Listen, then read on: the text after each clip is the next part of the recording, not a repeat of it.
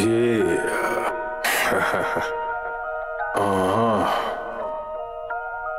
Yeah. Shit. Grams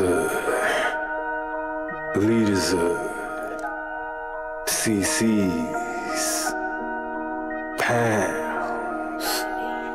Close caption, close call, close encounter, close up, pounds of liters of grams, get your dosed up, cut this up and post up, and get dosed up. This for them voted like the movement, make the most of. Monday night at 8, I can't wait to set you straight. These opinions and debates, for them folk they can't relate. I got to elevate your mind through these signs of the time. Dishing out that medication for that deaf, dumb and blind. And I ain't hard to find, you can catch me in them trenches. I do the groundwork and I ain't waiting on no sense. I be touching on them topics politicians fail to mention. And I don't vote for nobody that ain't got good intentions. I'm relentless for my people and I'm here to make a change. I got that truth serum hooked directly to your veins. Hey, this is for my people, tune in, catch it closer.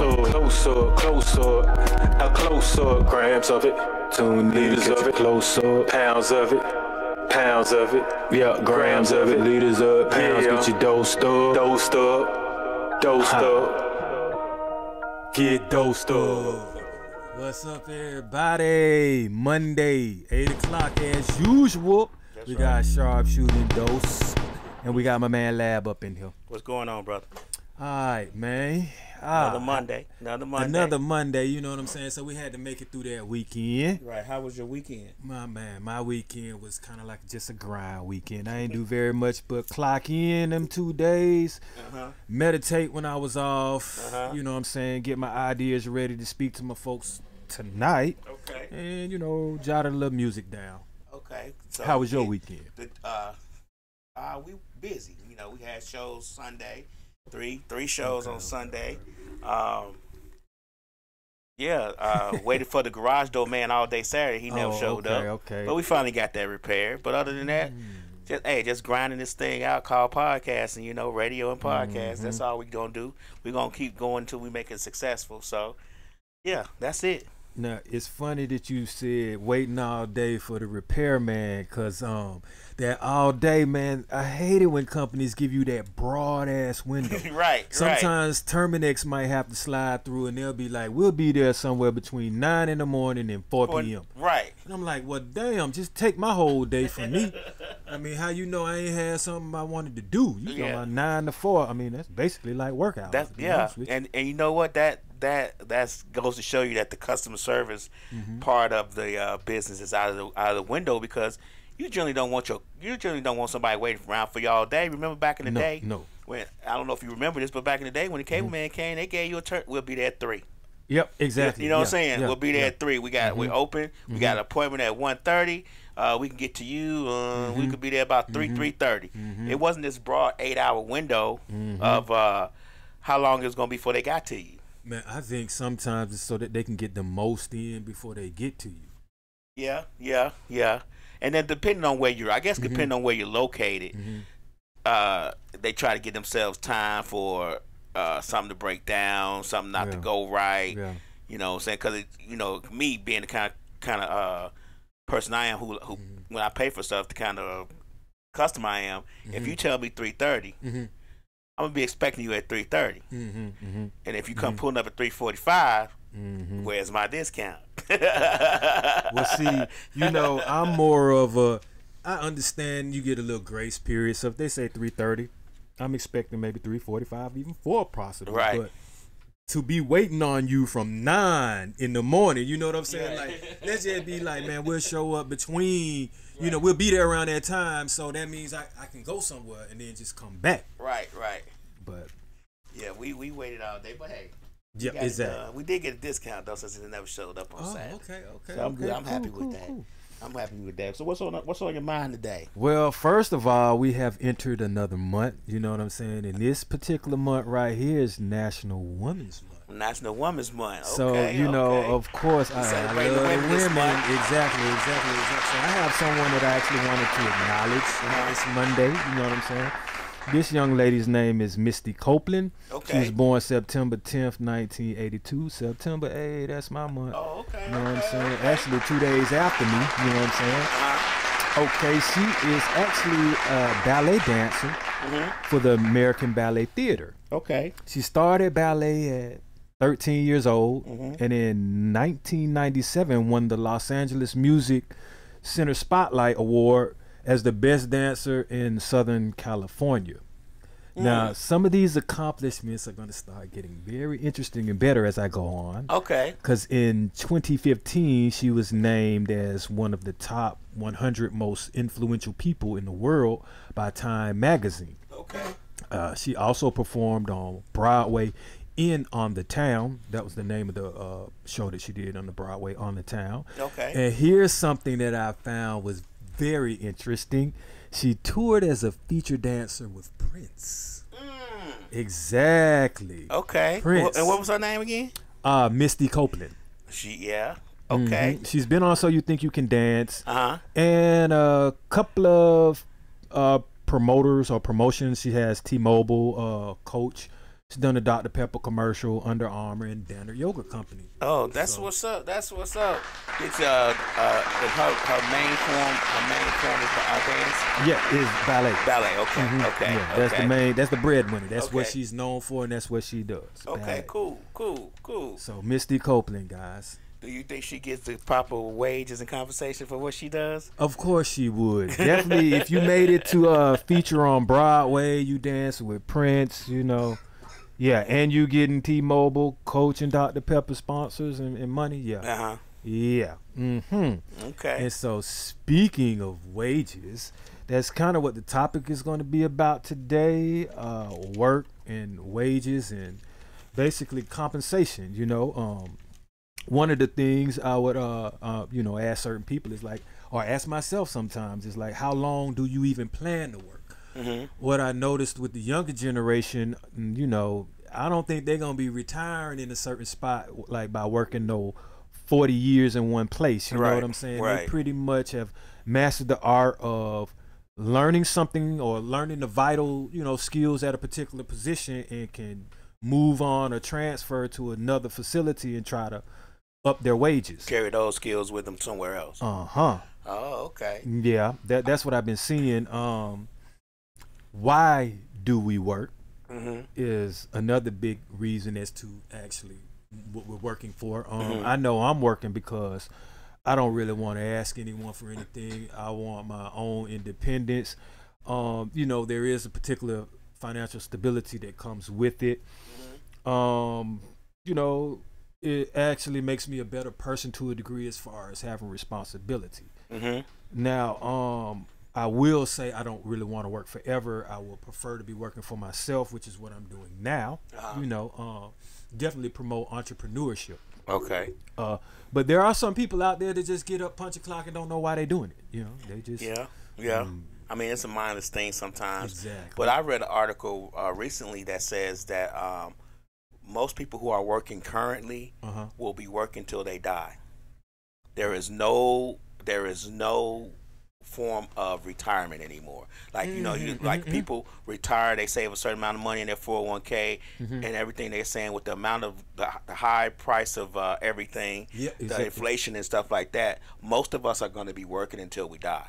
Well, I prefer to say grinding. Okay. Or Okay. just coming up with income Right, rather income. than just Income, working. okay. That sounds like a death sentence. Yeah, But in some cases it is, because like you just said, some people just gonna keep punching the clock. Well, here's the thing. Of course, working per se, yeah, you're gonna always have to earn your keep. Right. But what happens when you either you're not physically able to, or you run out of options to gain that income? Right. Yeah, I think society kind of in businesses and companies are forcing us to, or backing us in a particular corner. One, because it's so many things that they get you to spend money in, or like invest in, let's say for future endeavors, but will it actually pay out? All these different things that are added to us, like you know, you got to pay for internet nowadays. The funny thing, all these different apps, you know, it used to be you could just go get your cable and you good. Now you can get Stars app, you can get what's that, Peacock app, HBO you can get app. Netflix app, all these different things to buy. You can shop online, you can shop in person. So there's ways to spend your money 24/7. Oh, they're which always is going to throw make you ways have to always earn it. Always in debt. And not to mention one of the big things too, though, you're still gonna be eating when you get old. And food costs. If you want to travel, if you want to drive, if you need medication, all of that costs. And where are you gonna get the money from? Right. So, do you think that and Slick said the car you have is the car you have, no upgrades, stuff like that, you know. That was another thing, you know, people were saying cars, like how expensive cars were, and gas and all those mechanics things, and how they said the cost of a car is tripled and since 2020. Insurance. Just the maintenance cost, just to have a car, the cost of having a vehicle has tripled since 2020. I mean, things now, necessities, and you know, it's not fun anymore because the inflation on it, like your cell phone bill can get sky high. That's not fun to have anymore. I mean, you just need it just to be using it. Like the cars, they break down. You end up spending so much on insurance, and then the person tells you, you know how them specific parts. If it's an alternator, you know, things like that. Then that break down, you pretty much got to buy a new car. People be telling me, man, it's gonna cost $3,000 or $4,000 to get the car fixed. Right. It's like shit. Put that down on another car. But then the cost of another car. See, that's what they were saying. They were saying, you know, people will get another car for a $3,000 repair, but they don't realize that the cost of the other car has 8-9% interest, and most cars nowadays are $40,000. Period. The basic cars now are $40,000. So you add a couple of bells and whistles, and you up to the $60,000-$70,000, and you paying $900 or $1,000 a month, $900 or $1,000 a month for a vehicle that typically you can't afford, but you need because you got to get to work to pay for the vehicle, to pay for the house, to pay for the car and food. You get what I'm saying? I mean, you can try to get into the point where your car can be your business then, and try to write that off. If that's the case. But even Uber is expensive. Shit, Marta done got expensive. I mean, it just costs nowadays to exist. And most of the time, one job ain't gonna get it. But who wants to work 2 jobs, 3 jobs? I see people clock out. Some people got 3 jobs. They might work 1 job on the weekend and 2 jobs during the week, and then call another job. And I'm like, man, do you have a quality of life that you like that doesn't involve work when that happens? Because I dedicate myself to work when I'm there. So imagine dedicating myself to 3 different places. Like, when do I dedicate myself to myself? Or my family? You see what I'm saying? Or whatever I got going on. A lot of times, I had that mentality when I was younger. You know, I felt like I needed to work 2 or 3 jobs, man, just to make this ends meet, just to make sure my family did not have to suffer in any way, shape, form, and fashion. But I realized that I was just throwing, you know, good money after bad, because I was having to go so many other places and do so many other things after work that I was spending the money I make traveling to the other job. I was spending the money I make at lunch at the other job, doing all these other things that really didn't benefit me anything, just to get maybe a couple of $3-4 extra $100 a week in my little paycheck. And a lot of times those things you don't look at those things when you're younger. You're just trying to make it happen, man. You're trying to figure this thing out as best you can. You get what I'm saying? So, man. The youth can make it back, so they say. As you get older, you have less and less opportunities to make it back, or you might have the opportunity to make it back, but do you physically feel like you want to get up to make it back?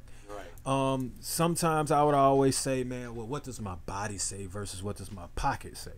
Because I don't want to work myself to death and I can't enjoy the little money that I had. And you're right, it's like, man, this extra 8 hours I'm a knockout ain't gonna make me rich. How about I just go enjoy something, have a life-altering moment, or enjoy something, spend some time with so-and-so or whatever, rather than just give it all away to work. Slick said that when we talk about the insurance, that's why a lot of these insurance are popping up. One to fix your car, one to fix stuff in your house. One, you get what I'm saying? One to fix your transmission, one to fix it from bumper to bumper, extended warranties, all that stuff pops up and those are expensive. And then insurance increase on you and you don't even have a say-so. I'm like, I thought I got a chance to renew this. Y'all done put the fees on it, and you already sent it out through the mail. Right. You see what I'm saying? Right. And you gotta always badger them. If you have, like, let's just say if you're one of those drivers where you don't get in any accidents and you don't have any infractions, they don't automatically deduct that. Right. You got to go start talking to them and be like, hey, man, I spent this amount of time, my 6 months to a year, whatever, however many time, you know, not getting into any accidents, no infractions, no points taken off my license. Can you deduct it for me? Nah, they ain't gonna. See, that's the thing with insurance. It's a scam to the highest degree, and the government's in on that scam because insurance can let you go for the littlest things, but you gotta have them. And then when they let you go, no matter what they let you go for, when you go to get other insurance, it's automatically higher because they've seen that another insurance has let you go. So insurance is a scam all in itself that we are definitely being fucked on with no Vaseline. And the government helps them push harder. You know, it's like regular folks who work 9 to 5s, like Sexy, and you know it. Tanya says we just working to pay bills, man. Everything is so expensive. It's just like we just can't get a break anywhere we go. And that's what is concerning to me, because with everybody and all these politicians yelling vote, vote, vote, vote, vote, what are we really wanting and what we voting for? What we asking from these folks? Because I'm going to get on the minimum wage, but first I'm just going to still talk about the work aspect. Like, you know, are you a valuable asset to your team at work? So, because a lot of people will sit up there and say they demand money, but are you even worth it? Right. What do your coworkers think about how you work? Sometimes it's really the truth. But you know, perspective is, you know, everybody's perspective is different. You know, you may think you're doing a great job. Like, I'm gonna give you a good example. I may think I'm doing a wonderful job. I may have 5 team members that think I'm just the best ever. But you, as the manager, and 2 of your folks that work with you may think I'm doing horrible. So that's a perspective that we all have. You know, it's kind of relative as to who doing the best and what's the best part. Do you think you're an asset? We all think we're an asset. Well, I'm glad you said that. Right. Because they have methods in play to determine whether you're an asset, regardless of whether you say it or not. Right. We all know when we get them one-on-ones and them evaluations, right? Right.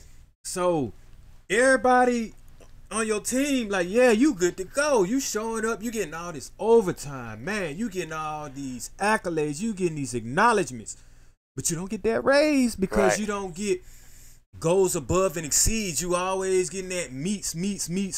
Right. So I'm like, man, it's the word game. They don't really want to pay you. Right. And I'm like, you know, what does it take for y'all to understand why you lose people, why you lose faith in workers, why workers want to up and quit on you? Because first of all, you already paying them less than what they worth. Then when they want to raise, that ain't even what they worth, and you won't even give them that. Right. Right. So, man, it makes it hard for us to feel. That's why there's no loyalty. That's why, like we talked about earlier, what's going on, Talk That Shit TV? We appreciate you. We appreciate you. Thank you for tuning in. That's why what you were saying earlier, there's no loyalty to these companies anymore. Nobody has loyalty to the company that they work for because of the fact that they feel like the company can let them go at any moment. So why should I have loyalty to a company that I feel won't value me anyway? Now, see, that's a tricky situation because I'm loyal by default. When I say I'm loyal by default, I'm always loyal to the universe for what the opportunity that the universe has provided in the guise of that particular company. So what I mean by that is I'm gonna get my ass up because I'm able to get up. Right.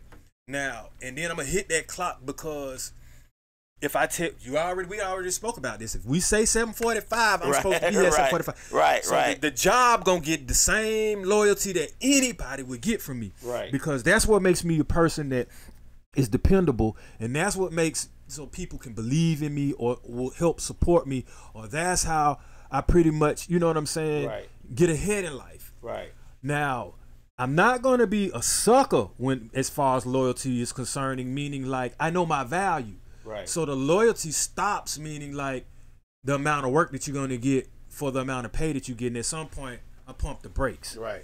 And it's respectfully and it's professionally, but you just gonna get this. You get what you pay for. You already getting more. So now I know I can bargain with it because I'm like, well, hey, you know, I'm already doing the job of 3 and 4 people. So today, you know, this might not get done, and I can tell you why. Right.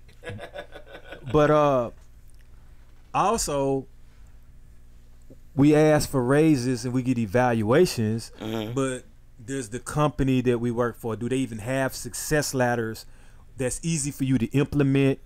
Or are you just like jumping through hoops? You see what I'm saying? And you're not going to get an extra position, like levels to it. Right. Sometimes people want to work their way up to supervisor, work their way up to lead something, a lead tech, a 1, 2, 3 this, or get that letter behind the back of their name. Whatever it is that your job has that is not necessarily a lateral move, but an upward move. Right, upward mobility. Do they have that? You see what I'm saying? Because that sometimes you can call that the eye on the prize. That may give you the determination and, you know what I'm saying, make you not want to quit or just give up hope because, hey, man, I'm going to be stuck at this wage or stuck at this position or stuck doing these. Exactly. Right. I think a lot of people don't, I'm going to tell you, when we take jobs, most of us, when we take jobs and positions, it's because we have a need for it. A lot of us don't work because we want to. A lot of us work because we have to. Exactly. And that having to will let us accept a lot of things that we necessarily wouldn't accept if we didn't have to. You get what I'm saying?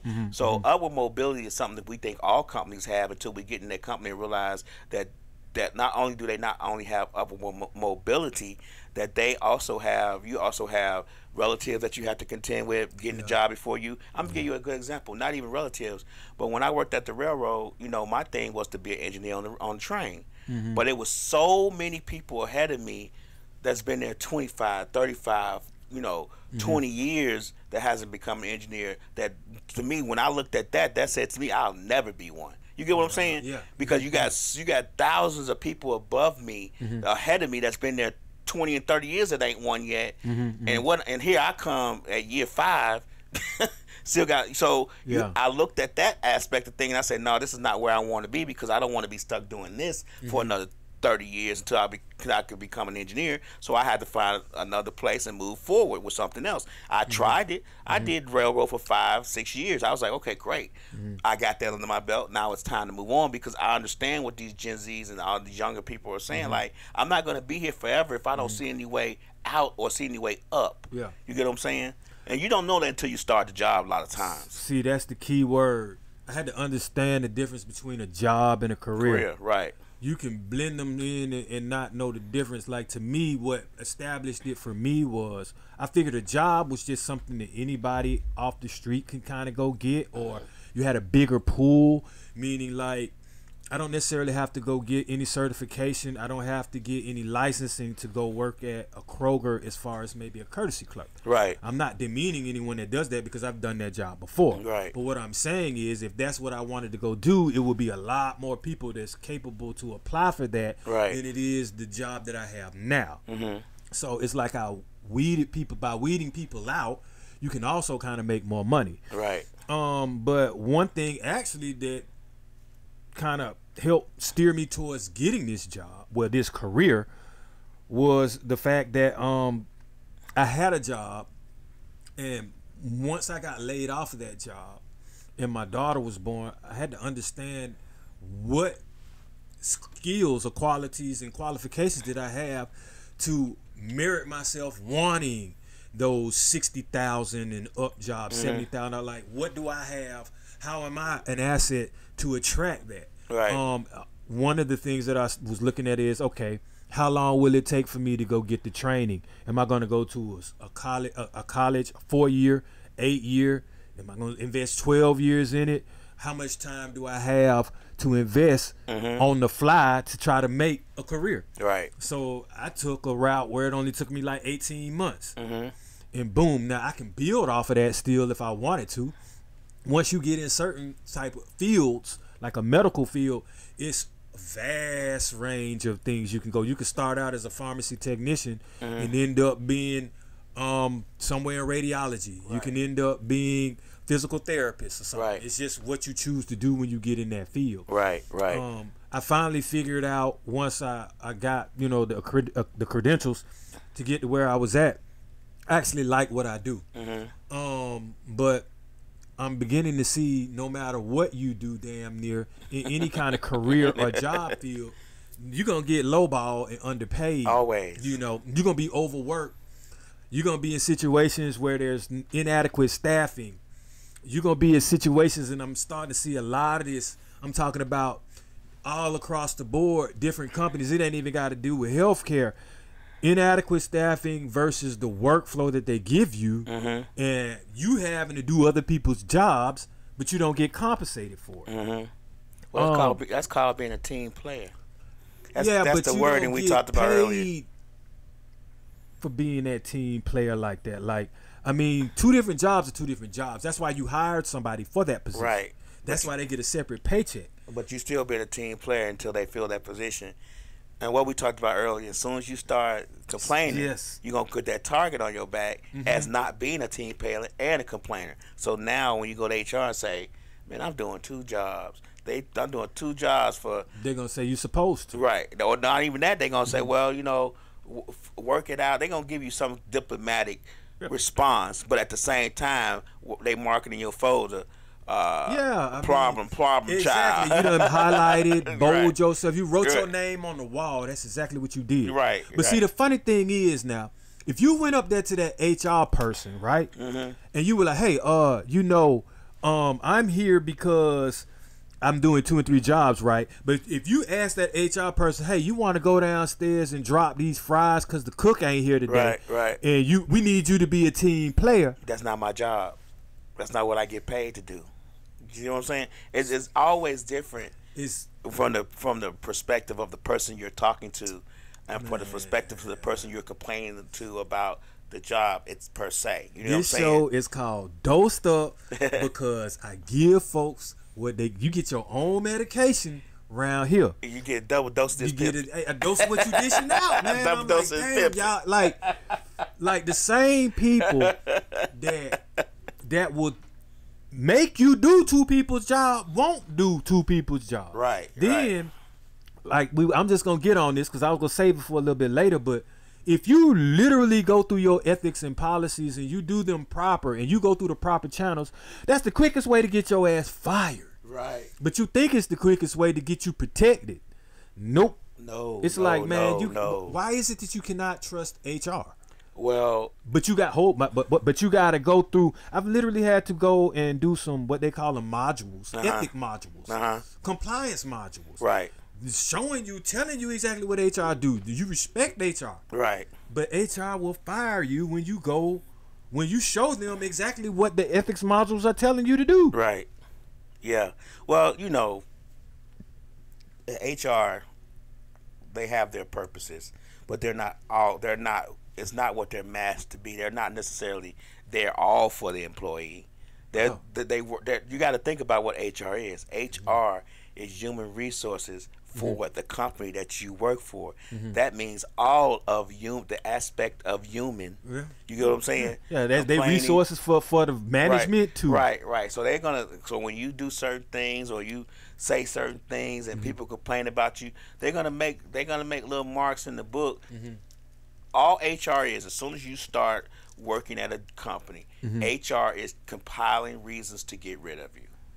Okay. And people have to look at HR like that. When I walk through this door, I take this job, and I walk through this door, and I start doing this job that you're paying me for. Yep. I have to realize that HR has started their terminating file. Exactly, man. I mean, I see that. It's kind of like when them teachers be like, you got this A, you got to keep this A.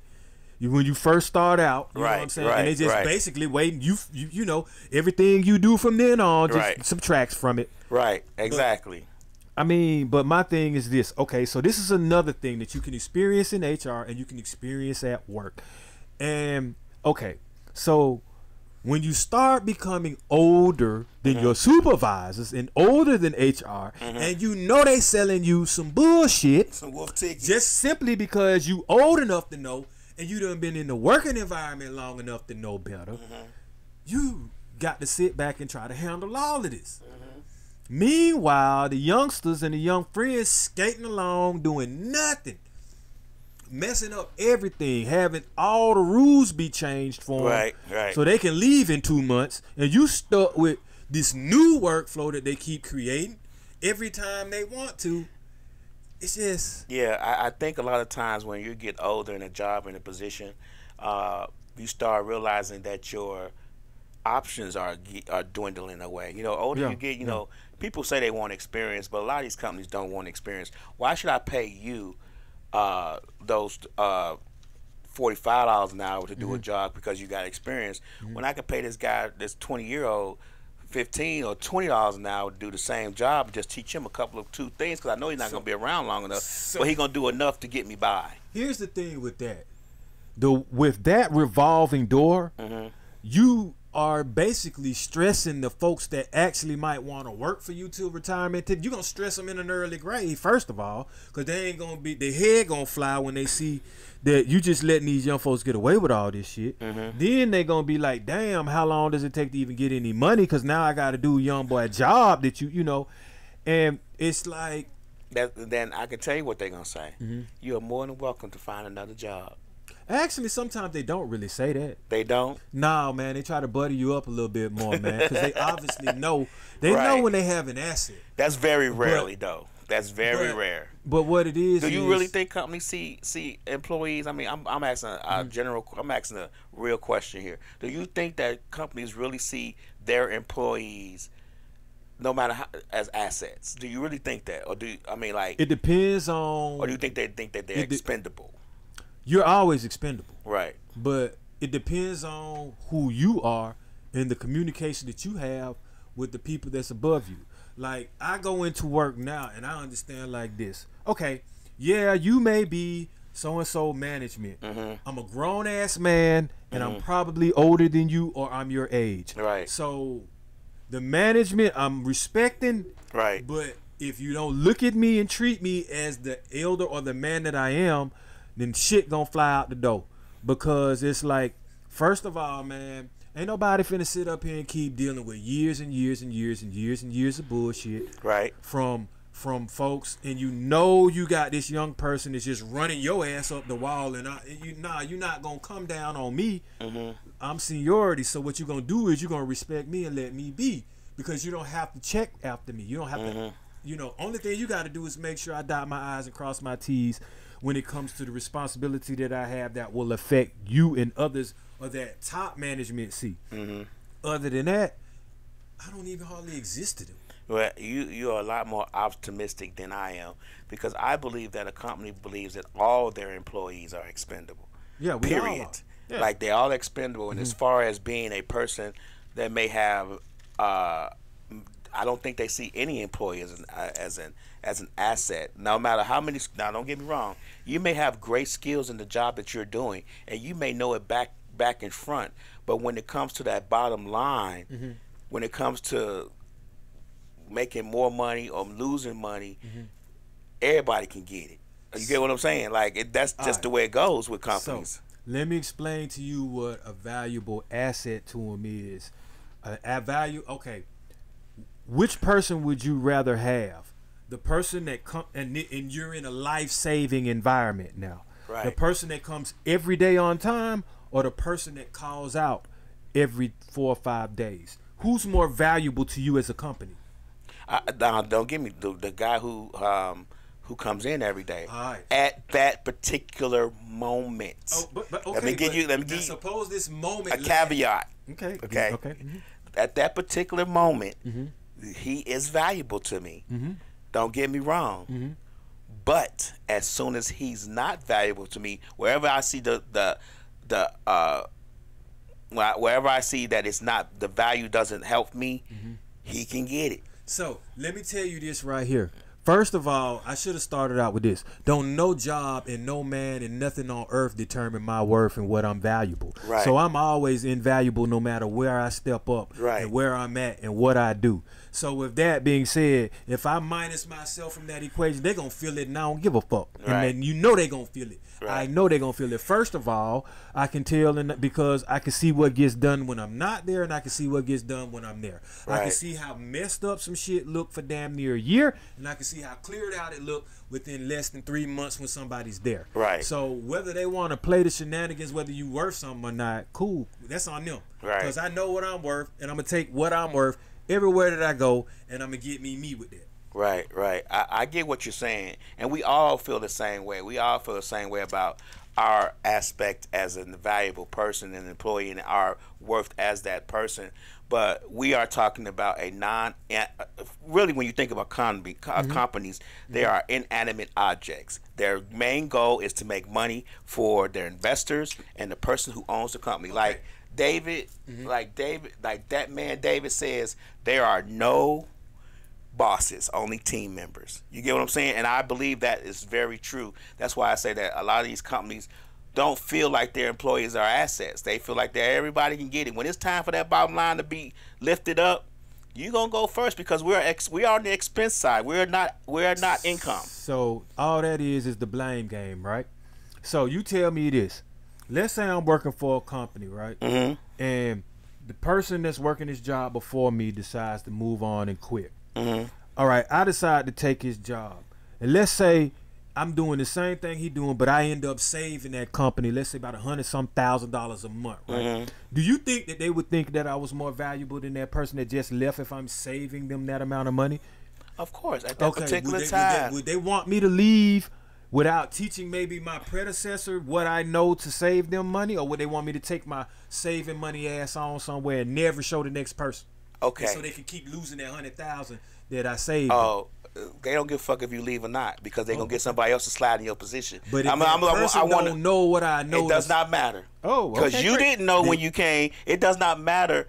Let me tell you something about. Let me tell you about the corporate structure. I know you know. Without playing devil's advocate, because you're a lot more optimistic about this conversation than I thought you would be. Companies don't give two shits about how much money you save them. You saved them $100,000 today. Fuck you. What you gonna do for me tomorrow is the question. You get what I'm saying? Well, you saved me $100,000 yesterday. We talking about today. What are you gonna do for me today? If you're not saving me $200,000 a day, it's fuck you. You can get it. You get what I'm saying? You know it's true. See, I want to say this, but some things I can't tell y'all. You know what I'm saying? About how I really get mine from companies. Right. No, you can't say that. I want to go into work tomorrow. But let's just say, for the previous jobs I've had, right, I got mine. We all gonna get ours eventually. I was more valuable than what they knew, because what they didn't know was what I was doing to get over. That man. So all I'm gonna say is, yeah, I know that. I trust me. I know I'm numbers, man. But they didn't call me like a Robin Hood for nothing, bro. Right. I like, feel when you. You want to run that game on me, then I'm gonna run your ass in the ground till you find out what I'm doing. Right. So and that's what you should do. You got to get you because they gonna get them. But see, I'm not trying to get my listeners to go that route.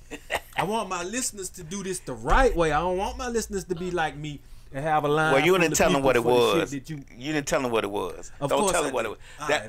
That man, it was damn near every job I had, man. You see what I'm saying? Don't tell them what that. I'm going to benefit. We're moving forward. Thank you. We All right, so forward. let's just talk about, does your job give promotions?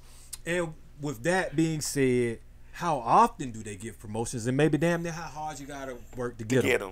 And that man David said, I'm glad you said it. He said it's almost impossible for entry level to reach the top.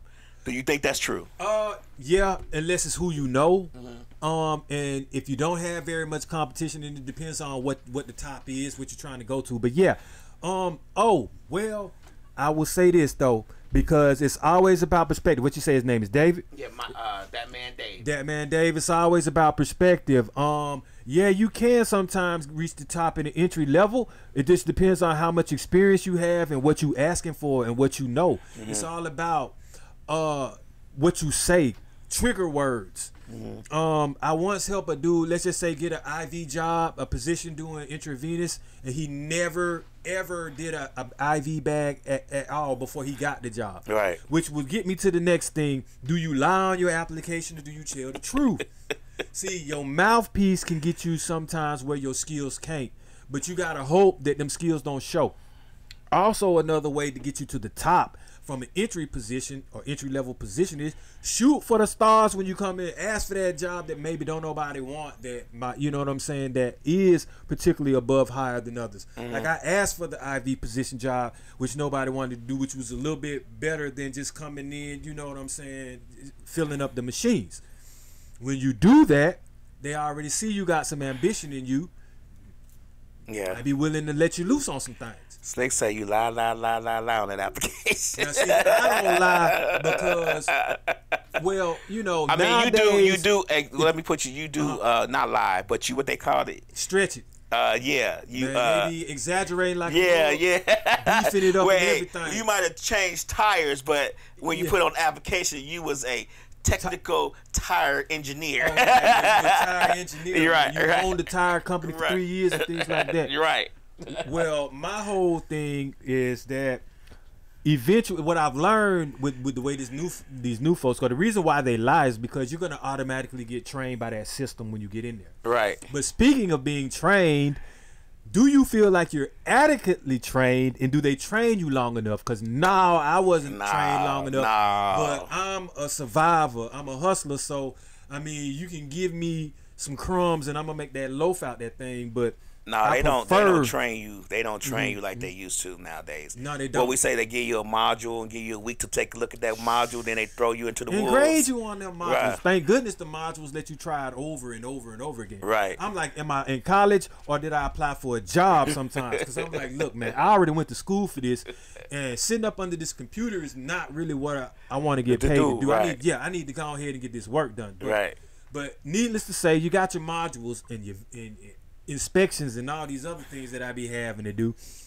The training is lackluster. It's lackluster as a motherfucker, It's man. lackluster. I knew more than the person training me.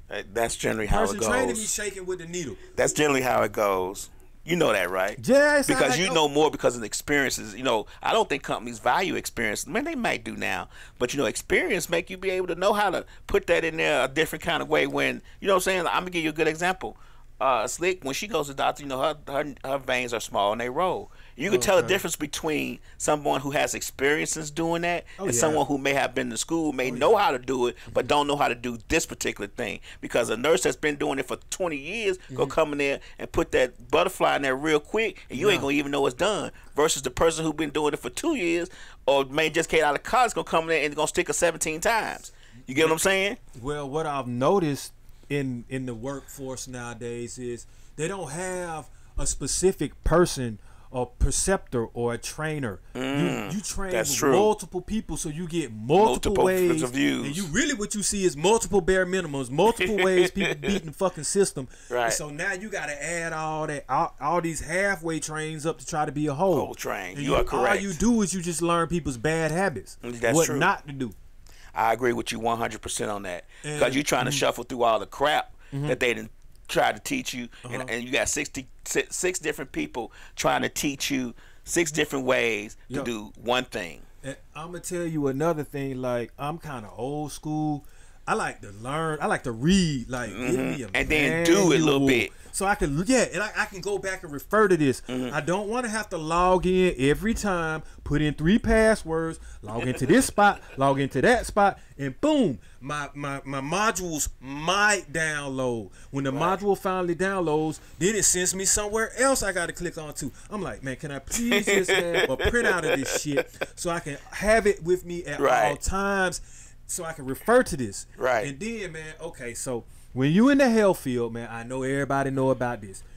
OSHA and JCO or whatever.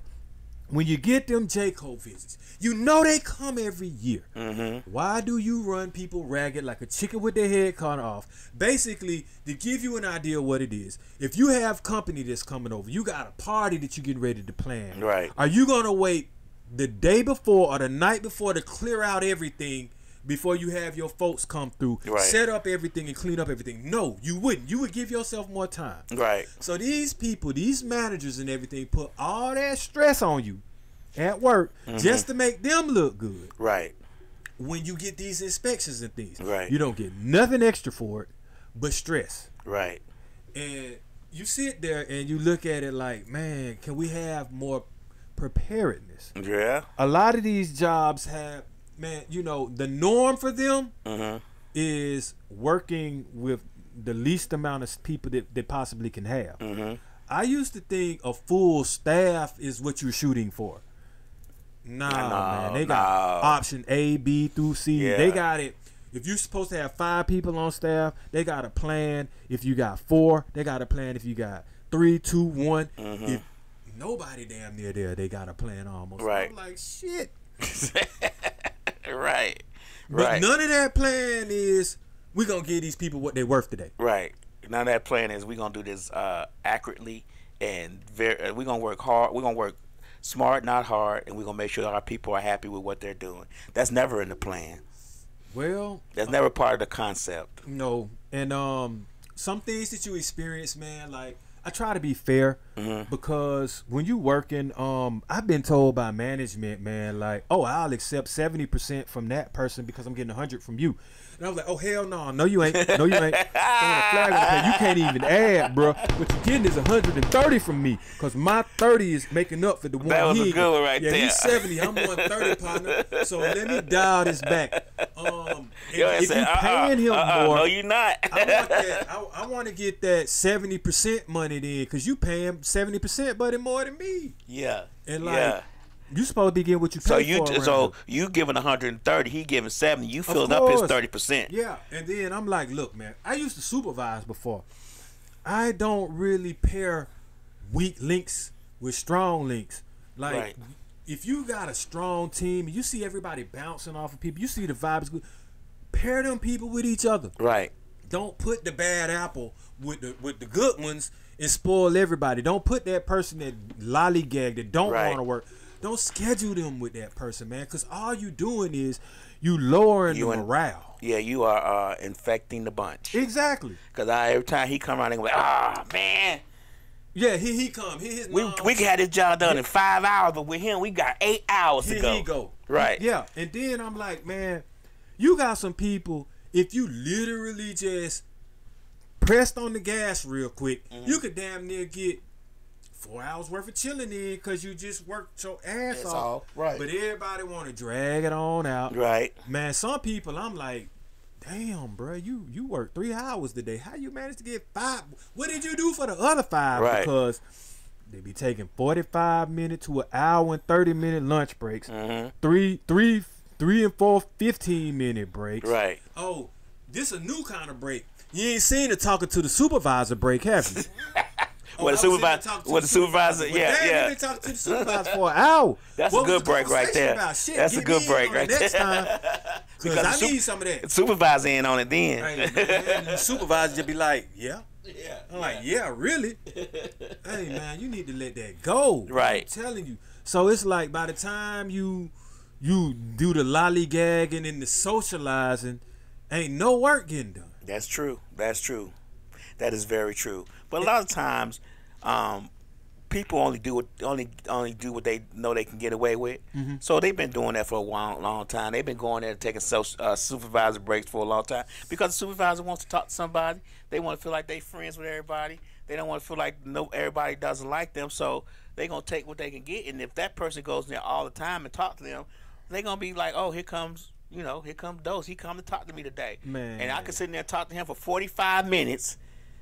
And get away with it because he is in on the caper. This is what Dose gonna do. Dose gonna be like, hey, well, you can come walk with me right quick. Hey, hold on to this, push this, do that. Right. We gonna talk and work at the same time. Right. Because what I'm not gonna do is let the work get bagged up on me. Right. I know I'm accountable for these things, man. Some of my work time sensitive. I gotta have these papers in by 2:30. I gotta do this and this and this and this. These folks gonna be expecting this by that time. So yeah, if you talking to me, we working at the same time, man. And I'm just one of them people, man. Why would I come to work? I got a million things I could be doing besides coming to work to fuck off, man. I'm here to get something done and be gone. I'm a professional. You gonna get the same kind of professionalism if I'm coming to the studio. You see what I'm saying? So work is work to me, and that's what you get. Slick say that person keeping the supervisor up on the shit going on and who doing what. That's why he in office for 45 minutes. Here we go with that at work, man. Yeah. Look, like, man, I have to tell the them, snitch. I have to let them know, like, I'm not with this title telling. I'm not with this kindergarten shit. I'm not with this snitching. Okay, so here we go. Management one time want to come to me about another black man, man. Hey, we heard. How do you think so and so work, right? How do I think so-and-so work? Let me tell you this right here. This is exactly what I told that grown-ass man. Hey, that's a grown-ass man. If you want to know how he worked, why don't you ask him? He ain't here right now, so I'm not finna speak on another man's work ethic when they not here to speak for themselves. Right. So I guess he got the point. Here we go. Fast forward. Another situation, man. So when you ask a person or when you speak to supervisors Right. about someone else, you could just be curious, like, hey, I just threw out there. Is that person gonna relieve me from break? Right. Next thing you know, I'm in the manager's office. I asked the supervisor first of all. Right. Now I'm in the manager's office because I'm talking about somebody, right? So, all right. I'm talking about somebody because I asked a standard policy procedure of who's going to relieve me on break. Right. We're dealing in medication, which means I don't want to go on break without knowing I have a relief so that somebody can do this job so that this person get this medication. But if I'm in here because I asked you that and you're a supervisor and you're a manager and we got to go all the way down the road about this, I'm not saying shit about nobody no more. Right. This is why you don't get people asking questions, folks. This is Right. why folks don't want to say nothing, because it don't do nothing but bounce right back to you. Now we got beef. And let me Right. tell you the funny thing about all this dumb shit. Right. They literally told me about the person that I asked about, as if I didn't know anyway. They told me that person told on me and then emailed something about me. Now, the kind of person I am, I just went on ahead and did my work. But you, management, you literally just gave me the ammo to go back to the person that told on me. Well, We could be fighting in there. That's how they do it. Of course it. I'm not, Right. because that's the quickest way to get up out the door. Right. But I'm like, They man, might be trying to set you up to get you out Man, there. this You shit- know how people don't realize that a lot of times supervisors and managers are so petty, so childlike. Just because they That's- got the title of supervisor and manager don't mean that they're any more Man, look here. more advanced than you. They might know somebody who got that position. And some of them managers and supervisors I've noticed are the most catty people you've ever met. Yeah, they Unprofessional as they can be. I mean, like, and I've worked at law firms where like the managers were so catty, so unprofessional. It was ridiculous. Yeah, you find that to be the case when managers are I like came that. through the door telling management this. My job is that you don't have to. You ain't supposed to have to wonder where I'm at. You're not supposed to wonder if I'm doing my job. It's gonna speak for itself. You're not gonna have to worry about if I'm coming in or not. You're not gonna have to call somebody to come in because Right. I'm always calling out. Right. Like, be honest with you, I'm an adult. I mean, you hiring me to do a job. This is what work is, people. You know what I'm Right. saying? Like, I don't understand nothing else but hit it and do what I'm supposed to do and go home. All the pettiness, all the everybody wanting to get in your social life, that's what I could do without. You know what I'm saying? Everybody trying to micromanage you, that's what I could do without. I don't need no advice on something I already know how to do. Right. If I don't know how to do something, I'm going to come ask you. If I want to go on break at a certain time, that's what I'm going to do. I don't need you telling me. You know what I'm saying? As far as coworkers, hey, you finna go on break? Right. Why you want to know if I'm gonna go on break? If you ready to go on break, just tell me that. Right. Don't act. Grown folk working here. Do what you got to do. Do you think that the stress of a job or career is the reason why people want higher compensation and they want the minimum wage to go up? Okay, well, funny that you said that. Now, first of all, hell no. Okay, minimum wage. That's a whole nother conversation in itself, which I'm finna touch on right now. How in the hell is $7.25, $10, whatever you want to call it, but the federal minimum wage right now is supposed to be $7.25. The state can change the minimum wage. They want to be gravy at the $7.25 too. But if you look at what everything costs, $7.25, you're gonna be poor, man. Straight up. And 25 is below the poverty line. Let me give you an example of what the minimum wage started at. When minimum wage started, the Minimum Wage Act, the Fair Labor Standards Act of 1938. 38, It good started in Lord. 1938. The minimum wage for that act was 25 cents an hour. Yeah. Yeah. It went up a year later to 30 cents. 6 years after that, it went up to 40 cents. Damn, 6 years. Right. 5 years after that, it went up to 75 cents. Okay. 6 years after that, 1956, it went up to $1. So they stretching it. They stretching the length Right. of time. They basically breaking you. They Right. make that's how you set the brackets. You know what I'm saying? 1961, it went up to 125. Now in 1963, it went up 10 cents to 125. There ain't no Now, this is generational wealth with none of $1.25 this an shit. hour. I see. I'm hearing it. Then they had an amendment in 1964 that took it back down to $1.15, $1.15. Oh, they taking it down. Right. And How then it dare went you back go up down? in 1965 with another amendment to $1.25 an hour. So now you just said the keyword amendment. That's the laws fucking with us. Let's go. Right. And then in now it's say 125 until 1967, it was $1.40. 1968, it was $1.60. That's yeah. It stayed $1.60 until 1974, which is almost 10 years. Yeah.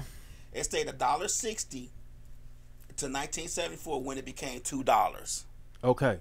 So you can go ahead and go on the timeline if you want, man. But this shit sound ridiculous to me because $7.25 is ridiculous now. And this is what you have to start looking at when we start talking about politics, government, what we want to vote on, what we want to ask people.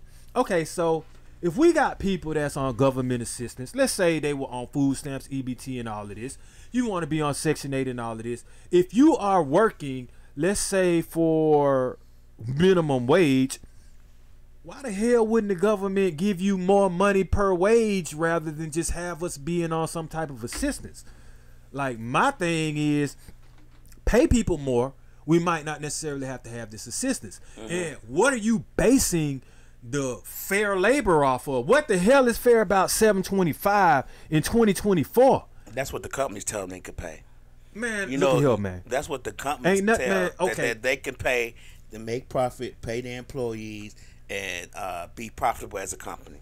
Man, that's why. Do they understand how much food costs, how much gas costs? They don't care. This is how what much we're talking rent about. is, how much mortgage is. $7.25, bro. Like I say, $20 ain't even. You need more than 20 for minimum wage. They don't care. That's where you need to be part. starting at and up. 25 and up, basically. You remember when they were going up to that $15, and then they get us fighting against each other because we so exactly. stupid. That's a distraction. Right? Remember That's how they fucked up strategy. Went up, they get up that they wanted to go up to that $15, and they kept saying, "Well, if we go up to $15, all the companies gonna close, and they gonna start firing employees." Them companies need to close. Don't y'all fall for that banana in the tailpipe. $15, man. You ain't making it off of that either. Right. Like, what kind of house you want with $15 an hour? What kind of car you gonna have? What kind of life you gonna have? What kind of health insurance? Anything with $15 an hour. Let alone we talking about $7.25, man. Right. $15 an hour isn't even good. Maybe for a teenager. Right. Maybe that. Maybe. $7.25 ain't good for no human. Right. Across the board. I don't care what country you in. Right. Definitely not America, man. Like, they need to stop that shit. And for folks that's wandering around here going out and voting, if that's not the first thing on your agenda, and if that's not what you running around talking about, man, I don't even want to hear nothing else. Right. Because you can't get nothing done in your life at $7.25. But maybe that's why they ain't talking about that, because them the people that ain't making that. Right. But still, you need to be fighting for our brothers and sisters that are making that, because I ain't making that, and I'm the one talking about this shit. Right. That shit still is offensive to me. You never know when you might lose your job and have to go get something else. Or I might want to go get a regular job, you know what I'm saying, as a side gig. Well, who the hell want to settle for $7.25? Well, but you notice that they were saying that, but you notice that none of these companies close. Now, a lot of these companies are offering $13, $14, $15 an hour now. But you know, none of these restaurants, none of these McDonald's is closed now. McDonald's got money. McDonald's got enough money for about another 70 to 100 some years, man. Right. Like, that's generational wealth. They ain't gonna go break. They can set the market on what they want to do. They can pay you whatever the fuck they want to pay you, and all they gotta do is just, okay, man, maybe have less workers but pay more. Right. But they don't see. Encourage that's people what we to talking get about. into their stock. Give them some of their stock. Right. We talk about politicians and voting. I just don't know why people don't realize that all this stuff that we fight each other over, all this back and forth bullshit, it's just a distraction, like you said. These people do not care about us. Politicians, all they care about is their pocket, and most of these companies and corporations are in their pockets, and they gonna make sure, the politicians are gonna make sure that they can do what the corporations want them to do, while we sit back and fight about little petty ass shit that does not affect our everyday. You can't afford a pack of chicken because chicken is $25 a pack now. So, okay, my thing is this. Well, once again, man, there's always power in numbers, and people are the numbers. Right. Man, you can you can take all this shit back, man, if you united. If everybody black woke up and said, oh, that's how y'all want to be, man, fuck a particular company, and that's it. We can't even decide what politician we gonna vote for. How we gonna? You shouldn't even be voting on no politician that ain't gonna do nothing for you. And like I say, the politician only care about who donate, man. Right. Who gonna put that money in there? The sponsors, man. You see it. You see it on these TV shows. You see it in the news. You see it everywhere, man. Grease in the pockets, man. My name show say America is a corporation. He is correct. America of course is it's a corporation, man. It's a corporation that rapes its resources, natural resources. There you go, and human resources. Exactly. We just talked about resource. how when you the reason why the minimum wage is not raised because they want to keep you in debt to keep you working. But check this out, man. Once again, like I keep telling people, you are the most valuable resource there on this planet. Right. Without you, this shit ain't gonna get done. They can try them robots if they want to. Mm-hmm. Once the power gone, once the shit run out, exactly. Who gonna service the robot? Right. So you know what I'm saying? And robots ain't improvising. You know what I'm saying? Cog in the wheels. That's just a program that you got to put the program in the robot. But how a robot gonna work when the robot goes down I'm just gonna give you an example. When the robot goes down the farm picking out cabbages out the ground and runs over an anthill, and then all the ants take over the robot and start eating up the wires and stuff within. Whereas we as people we know how to handle that problem. First, man came before the machines. So right. It is what it is. When we start tapping into this manpower of unification. I mean, you know, we're not gonna be unified. Hey, that's you gotta stop talking. You gotta stop talking like that. Unification is the most wealthiest thing we can do. Yeah, you know that's why they killed Fred Hampton, because he was trying to unify folks. Man, you gotta stop talking about that. I'm gonna keep saying unify. They can do whatever they want to do. I spell it out for if they want to. Yeah, but still, the whole point is our dollar is valuable. Okay, so we don't necessarily need the highest spending power. We need to be having the highest generation power, generating the money, investing the money. Mm-hmm. I mean, with all these billionaires, you know what I'm saying, that we got a couple of black billionaires, we got black millionaires and things like that. Okay, so where their companies at? Our GDP needs to be higher. Our gross domestic product needs to be higher, which is mean that we need to import more than we need to export more than we import. We import just about everything now. I mean, technically what we need to be doing is hollering at our brothers over there in Africa with the resources and try to get some currency made off the resources that we got. Yeah, but you know they losing their resources too. Yeah, they losing them to China, man. Right. That China has moved in and started taking their resources. I saw a video of a Chinese company that makes something, had all in Ethiopia, having all these folks lined up and militarizing them and yelling at them and all that other stuff. So the resources in Africa has been sold. I don't know how much is left, because to be honest with you, those foreign countries gonna come there, drain it up, take everything out of it, and leave it bone dry, and the people gonna be right back. Our people gonna be right back where they were. It's a natural resource, so when you start trying to dry out natural resources, nature gonna take care of that at some point. You know what I'm saying? Either bad or good, one way or the other. It's gonna always. What a friend of mine who always say. Mr. Hood always say it's gonna happen either hard or soft. Yeah. Choose your poison. But see, here's the thing, man. We sit back and we see this. We know the wage sucks. Mm-hmm. We know we not getting paid properly. We know we going to work with HR that won't stand for us. We don't even hardly have unions anymore, man. Oh, they don't want no unions now. I mean, so okay, but what union? Unity, unite. All it is just a group of people. Right. So the only union that they respect is police unions. You know that, right? Well, they want to get rid of every union that they can. They want to get rid of every union that they can. They say the unions are not good, blah blah blah. But the only union that they do not mess with is police unions. Let y'all marinate on that for a second. So here it is. Once again, okay. So damn, having a politician represent me. Let's create a particular group, party, or whatever, where we represent what we need, what we want. Then, if we want wages, why don't we have a party? And that's what they talk about. We're not talking about bullshit that don't even directly affect us in other countries that we ain't even gonna, you know what I'm saying, be able to solve anyway. Like, half this shit just a game, man. Nah, they ain't finna solve nothing overseas, because overseas can't solve it over there. So how they gonna solve it? But yet we gonna keep dumping money into that, and want you dump money in the Ukraine war, but won't raise the wages for these people over here. Yeah, they say the We got homeless people over here, but we spending all this money on bombs and shit we ain't using, or we plan to use to destroy people. It don't even make sense. Fuck a cop city. Build a homeless city. They said that they can the United States government can end homelessness with $20 billion, and they gave $165 billion to Ukraine. So homelessness. I was a guy on Instagram who went down what they could have done with the money that they gave Ukraine for people in this country. You guys have to look it up. I don't know exactly the name of it, but it was so many things that could have been solved with just that money alone.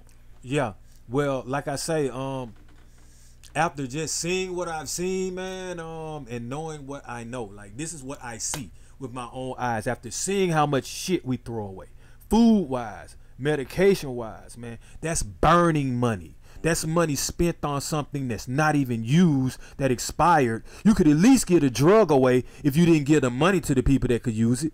You see what I'm saying? We not even getting it on the board. I'm gonna give y'all good food and throw it away. They won't keep y'all from coming to my store buying more. So you got to realize the thinking.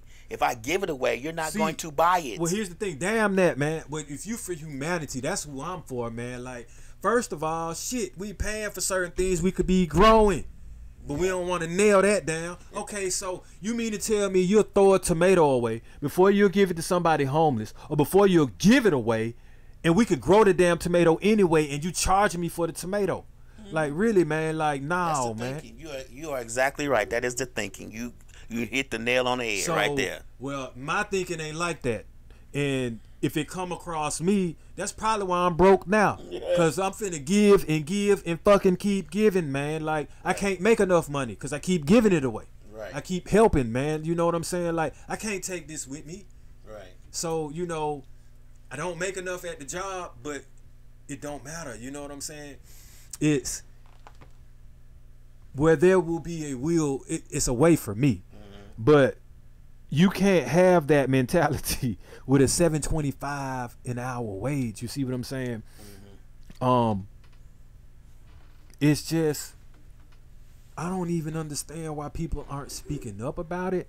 Like, and when you hear some people say, oh, well, I'm getting a $15 an hour job, I'm doing good, and it's like, you don't really want to seem like that type of person that's negative and be like, you sure you want to sign to that? Right. Because I was making that about 10 years ago and was complaining about that then. So, and for anyone, for the state and for the federal to jump on that bandwagon like, yeah, that's good, and you got to fight for that. Obviously, they don't even think it's good because you don't even got it yet. Like, where the hell they at? Let's start holding these people. I don't want to know about my local politician no more. I want to know who's working for the Fair Labor and Standards Act. Right. I'm going to start looking up these people. Yeah. I want to know. The list is going to be very short. It's going to be one. Oh, shit. Well, hey, find him or her. It's going to be one person who works for the Fair Labor and Standards Act. Who is that person then, damn near? Because we need to ask them, what are they basing this off of? Right. And why do you take so long? Why are you stretching this out? Like, are you intentionally keeping people in certain demographics and brackets? Yes, they are. Class warfare is very serious. It's more than keeping them divided by race. If you keep them divided by class and income, that's even more serious. Why? Because if I'm looking down on you because of the income and the class you are in, and you're trying to get, I'm looking down on you, so I don't care about that person. First thing they say is, well, they didn't work hard. They didn't work hard. They didn't do anything to get to where I am. So class warfare is very serious, just like racial warfare. So here's the kicker, then. Okay, because we touched on, I said, I promote entrepreneurship, but even that's becoming to kick people's ass nowadays with the taxes that they be having to file on that. Right. Or the insurance that you got to try to make certain jobs. Like, see, that's the funny thing. Certain jobs you ain't gonna be able to get because you don't have a certain amount of insurance, and that certain amount of insurance fucking costs. So now you stuck. You see what I'm saying? State sticking you. And when you do finally get that insurance, now you got all these different taxes that you got to pay, even if you try to go into business for yourself. So, at some point, You like, can I get a break? Right. Now, this is where I understand when people be talking politics, but I still be like, them politics, because it don't matter how many times you bring this up and talk to them about it. You ain't gonna get nowhere, because just like you said in the beginning, if you want to get somewhere with them, you gotta pay. Right. That's true. And while we arguing about $15 an hour, man, look here. Jeff Bezos just became the richest man in the world at $200.3 billion. Well, it costs to be the boss. That's all I can say. And we arguing about $15 an hour. And he got $200 billion in his pocket. Let's get this clear. I'm arguing for my people. Right. About the 15. I'm talking about we arguing with politicians on about y'all behalf. Because technically, if we all got in on this, we wouldn't even have to argue. Because we would just be like, man, ain't nobody going for this. Right. Well, you need to make it 25 and up. Right. For a standard regular job. Right. Give people an opportunity to at least squander something. You can't squander $7.25. You can't squander no 15. You can't do nothing with that but be in the negative and try to be in the positive and scrap to get up. You need damn near 4 to 5 jobs at $7.25 to try to make it. Yeah. So if basically, not 10 what you jobs. gonna do? Yeah, you gonna clock after in taxes and clock out. Then you gonna clock in another job. Then you gonna clock in another job. Then one of your jobs need to be damn near traveling to the other job. Lady Lion Love said she was making $15 in 1995. Thank you. You right. see what I'm saying? That shit don't fly. But if you were making that in 95, right? But the minimum wage is less than that now. How somebody gonna survive? Right. Living women wage $7.25 ain't went up and look. Let me tell you something. Between 1974 and now, which is 34 years, the minimum wage has went up $5. Oh hell no, man! Oh, the minimum wage has went up $5 in 34 years. See, now I'm gonna touch on this a little bit too. All right, but that might be that's definitely why these youngsters ain't buying into that like what our old generation used to do and work till they retire. Who wants to? Right. And I do, I agree with them on how they look at certain jobs, but like I said before now, okay, young buck. I'm sorry, I made a mistake. The minimum wage has went up $5 an hour. Man, look. In 50 years. I said 34. 50 it's 50 years. Man, God damn, that's $5 every 10 years. What, $1 every 10 years? Yeah. In the last 50 years, it's went up $5. Well, see, but then again, at your job, what they try to do, quarter you to death and shit. Right. I'm like, great, if I work 10 years, I might get, what, $2, $3 out this bitch? Man, no. It ain't going out like that. Demand more for yourself. Right. But back to what I was going to say. Some pros and some cons to working a job till retirement. Might get some nice 401k. You're gonna build yourself up to Social Security. You better hope that the government don't go ape shit and not have Social Security though when you decide to do it. At least you're gonna have some good health insurance. Right. For you youngsters that don't want to put in no time, don't want to build no tension, don't want no tenure with no job, please figure out how you gonna pay for yourself when you get older. How you gonna buy your medication? How you gonna pay for these astronomical ass procedures if you have to have some procedures and go to the hospital? Cause that shit be in the tens of thousands, my guy. A car, you can buy a car damn near for a hip replacement, my guy. So when you young, just remember that, because you are right, Lady Lila. I'm sorry. The minimum wage was $2.10 in 1983. She is right. Damn, I wasn't even working back then. I was hustling back then. You know what I'm saying? Making more than that. $2.90 in I'm sorry. Actually, it was $3.35. It was preposterous, man. It was like, and that's why people. That's why ain't nobody making no money. Right. When you work, you make money in a career. You ain't making shit with a job if that's what they paying you, and that's why half society ain't gonna have nothing if that's what they giving somebody. Right. And I mean, like I said, man, that shows what a government and a state thinks of the people. If that's what they willing to pay the people. Right. Because they gonna tax your ass on everything you can get. You taxed from the dough to the flow. Man, on anything and everything. We are the most taxed people on earth. Think about it. We get the check, we tax it before we get it. We go to the store, we're taxed. We come out the store, we're taxed. We go to the gas station, we're taxed. We get our car fixed, we're taxed. We get clothes, we're taxed. We buy food, we're taxed. We get taxed. We get taxed to drive the car. We get taxed to get the license. We get.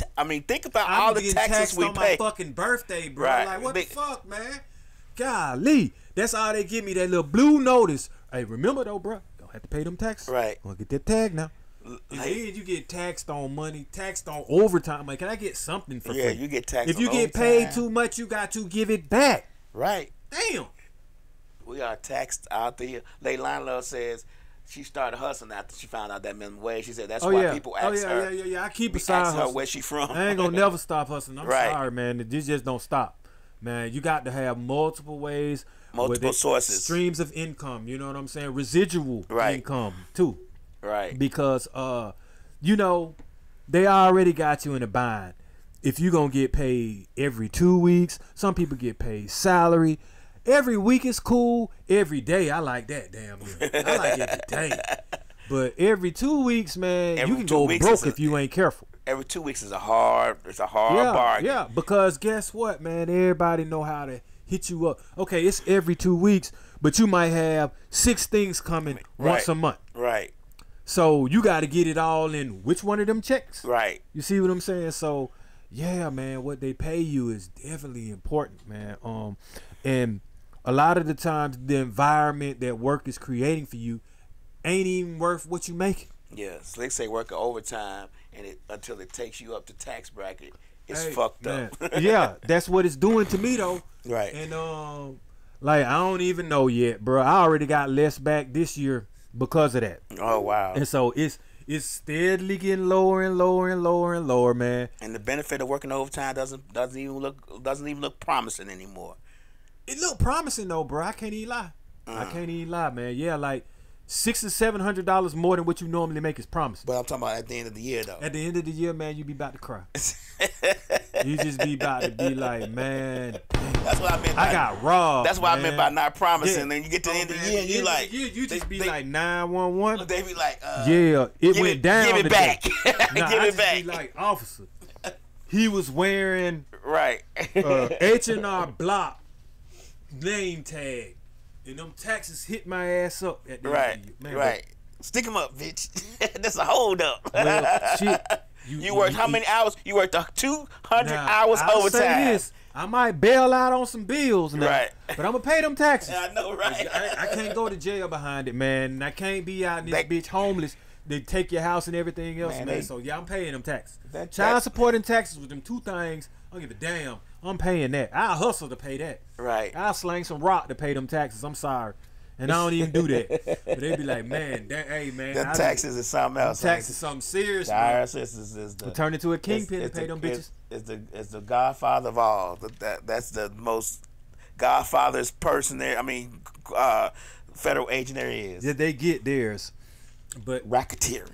Yep. But, you know, if there's one thing, you know, that I've learned from working, man, it is if you want to eat, shit, clock in, I guess. You know what I'm saying? 'Cause, hey, like I say, don't nobody really want to do it. I'm just not getting to the point where I'm doing something that I kind of like to do. Mm-hmm. You know, but even then you have your limits. Right. Because people will take what you like to do and abuse you with that, run you in the ground, you know, get more up out of you than what you intended on a daily basis. I can just say, man, don't bring negativity to work. Because if it's sometimes you don't bring it to work and they give it it's to already you there. when you get there. You know that, right? That's why I said don't bring it to work. Right. Because it's probably something already there waiting It's on going to you. be waiting on you when you get there. But I mean, you know, if you got one of them atmospheres where you can listen to some music, man, do that. Because believe it or not, throughout them 8 hours, one of them songs gonna be your jam, and it's gonna be worth it. It's gonna make you feel better. Yeah, man. You know, see if your work or if your job, man, has a day where you can just take it off for a mental health day. Mental health day. You know, that's becoming a big thing now. Yeah, it is. I think Slick's granddaughter started that mental health day. But mental health days are becoming a big thing because people realize that, man, my mental health is a big thing, man. It's what it keeps people from what they call going postal, right? Yeah, and try not to look at your job as you trapped, man. Like, there's always an option. Like you said, there's the door. But you got to understand behind that door is another door that's going to immediately open, man, so that you can open that door to your refrigerator and put some food in it, or so that you can open that door and not see that eviction notice on it. Because we always like to say, man, man, what your job do and what it this and that, man. But if you can accomplish something with it, man, treat yourself. Pay yourself first. With that money, then. But like I say though, mainly I was really trying to nail that minimum wage down when we were saying wages versus compensation. And also, if you do have a career, obviously you're not necessarily making minimum wage, but don't necessarily always fall for the low ball, man. Hold your head up high, man, and demand more. Even if you have to get some extra credentials to your name, even if you have to go train and do something different, man, do that, because you can take that with you to the next job. And when you exit with that, those are your weapons, man. You're arming yourself, with knowledge. You're arming yourself with an extra skill. So when you go to that next job, you can demand more. Each job that I left, if I spent the tenure there, I left with some skills, and I left with that track record and that background to deserve and earn more. What I didn't understand was, where you going, they got mind games playing around. They're going to always lowball you. Right, always. They're not going to always give you high. I had why do they do that? Lionel says, I'm a retired postal worker, and I used to say, leave your problems at the door and pick them back up when you leave. She said, I went to school for criminal justice, but I had a manager tell me one time, actually the president of the company, when he was doing my evaluation, he was, all through the year, he's like, you're doing a great job, you're the best. But when I came and got the evaluation, I was like, well, if I'm doing such a great job, why my evaluation don't show that? And you know what he said to me? He said, I'll never get perfects, because then you don't have nothing to aspire to. Okay, so man, that's the wrong goal. Right. See, and then see, man, I've always had these instances, where when you have someone, if you have pettiness at the job and your evaluations are always great across the board, but you got to go and you got to talk to HR about something that's a pettiness, then you be bringing that up like, well, my evaluation, I ain't never had no problems. So why we going here with this? Right, because it's a problem when you start complaining about the problems you didn't have. I mean, man, but okay, the problem is the jobs don't ever want to resolve shit. Right. And the problem's gonna exist when you get there, and you got to like that problem. You got to eat that problem and sometimes solve that problem.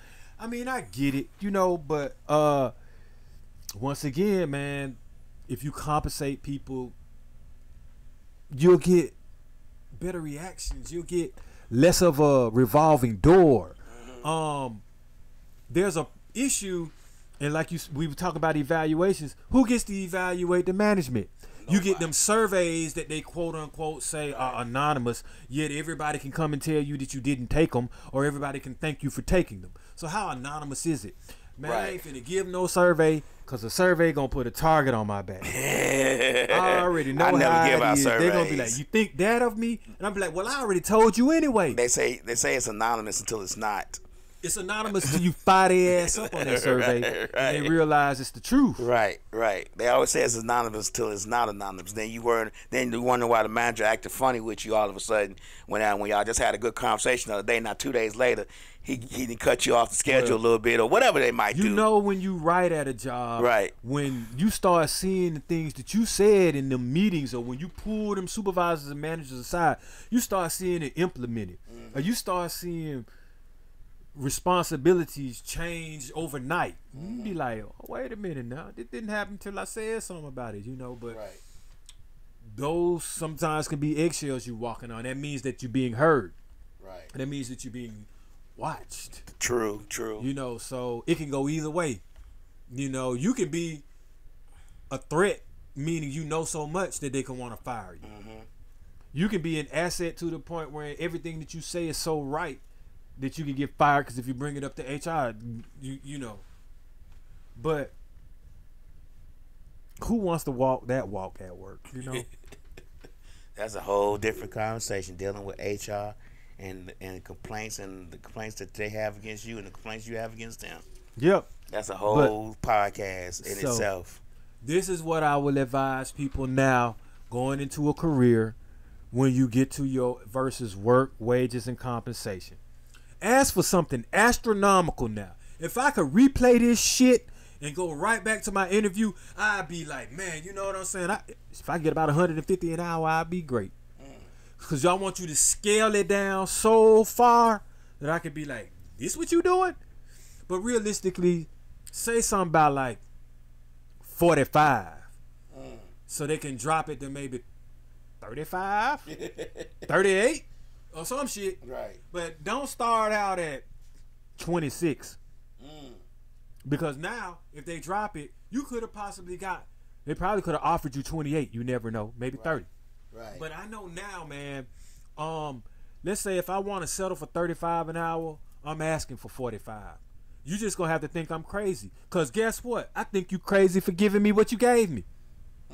See, they don't feel like they crazy for lowballing you, so you shouldn't feel like you crazy for asking for too much. Because all they can say is no.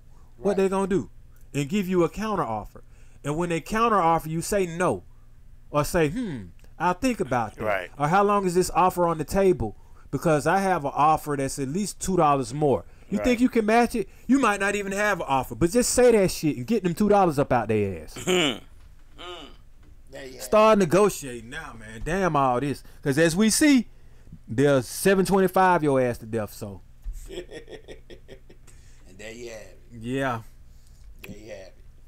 All right, man. We've had a very good conversation. I guess you see us next time. Same bad channel, same bad time. Dosed Up. Hosted by. Hey, I do want to give a shout out though. I'm gonna call you Stan, man, cause I see your name on there. What up, Stan the man? Stan the man. Obviously What's up? Slick as can be. Bree Mitchell.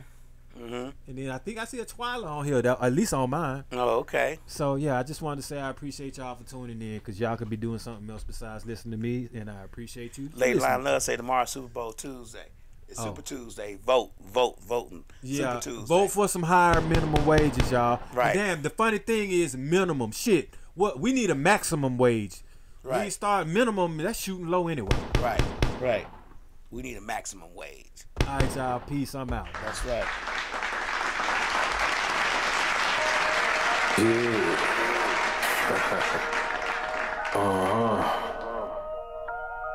Yeah. Grams leaders CC's, pounds, close cash, close call, close encounter, close up, pounds leaders grams, get your dosed up, cut this up, post up, and get dosed up. This for them vote, they like to move and make the most of. Monday night at 8, I can't wait to set you straight. These opinions and debates, for them folk they can't relate. I got to elevate your mind through these signs of the time. Dishing out that medication for that deaf, dumb and blind. And I ain't hard to find.